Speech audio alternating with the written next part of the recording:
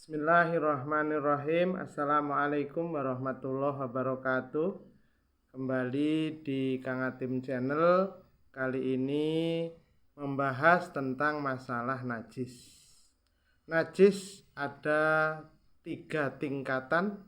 Yang pertama adalah najis mukhafafah, artinya najis yang ringan hukumnya. Yang kedua najis mutawasitoh, artinya najis yang sedang hukumnya. Yang ketiga najis mughaladoh, artinya najis yang berat hukumnya. Najis mukhafafah itu adalah najisnya kencingnya bayi laki-laki yang umurnya masih kurang dari 2 tahun. Dan makannya itu hanya ASI atau air susu ibunya saja.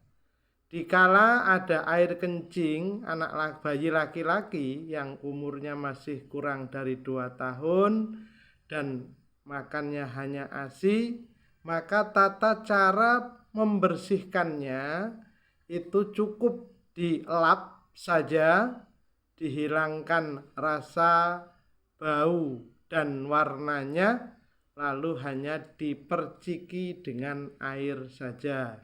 Itu sudah dianggap suci.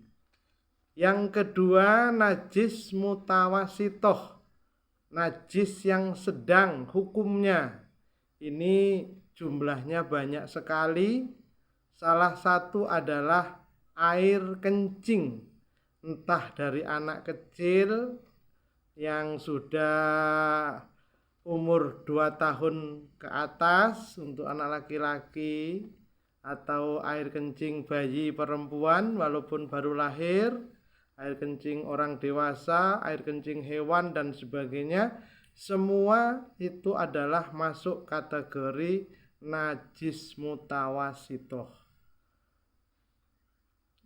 Yang kedua adalah kotoran manusia ataupun kotoran semua hewan, itu juga dianggap najis mutawasitoh. Yang ketiga adalah darah, entah itu darah manusia ataupun juga darah dari hewan, namun kecuali hati dan limpa itu walaupun darah tapi tidak najis.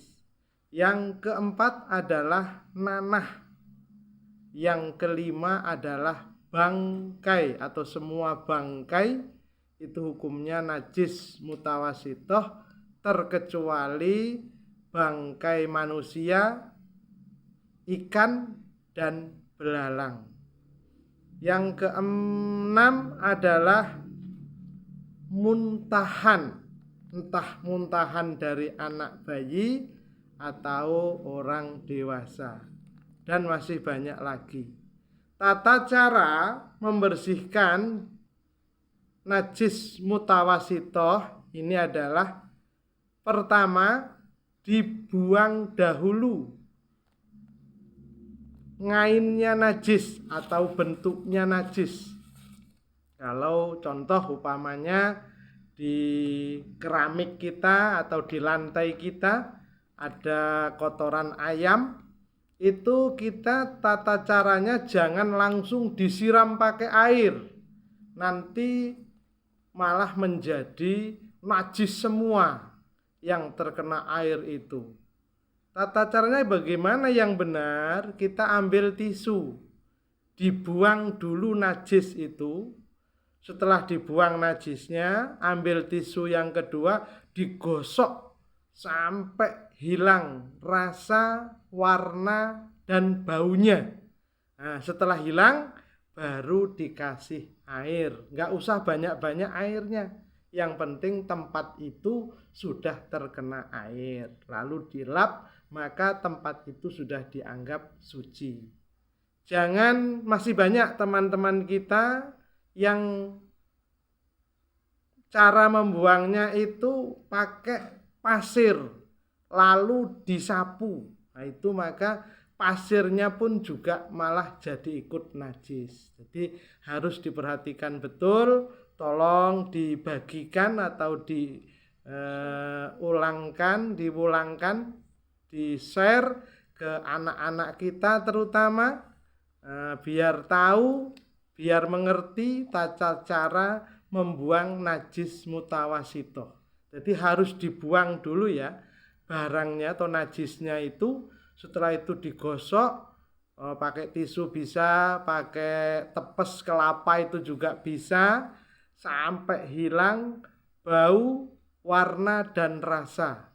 Setelah itu baru dikasih air, maka tempat tersebut bisa jadi suci. Yang ketiga adalah najis mughaladoh. Kalau najis mughaladoh niki najis yang berat hukumnya, yaitu najisnya anjing dan babi dan anak-anak keturunannya. Ini tata caranya berat, saudara-saudaraku. Cara membuang najis mughaladoh ini dengan dibuang dulu barangnya, najisnya, warna, bau, rasanya dibuang, lalu disiram pakai air 7 kali. Salah satu air 7 kali yang untuk nyiram itu harus dicampur dengan debu, dicampur dengan debu, lalu disiramkan di najis yang terkena najis mughaladoh. Oleh sebab itu untuk teman-teman saya yang rumahnya sekitarnya itu banyak anjing atau babi, tolong berhati-hati najis mughaladoh ini dikala nanti dia bisa menjilat alat dapur kita atau menjilat mengenai pakaian-pakaian kita, itu maka semua dinamakan terkena najis mughaladoh. Tata caranya semacam itu, jadi menggunakan 7 wasuhan, 7 siraman. Dari salah satu siraman, 7 siraman itu, satu dicampur debu agar bisa suci najis mughaladohnya. Demikian keterangan masalah najis. Mudah-mudahan bisa dibagikan ke teman-teman yang lain agar tata cara pembuangan najis ini betul-betul pas dan benar, sehingga kita ibadah tidak terkena najis. Demikian, kurang lebih mohon maaf. Ihdinas siratal mustaqim. Wassalamualaikum warahmatullahi wabarakatuh.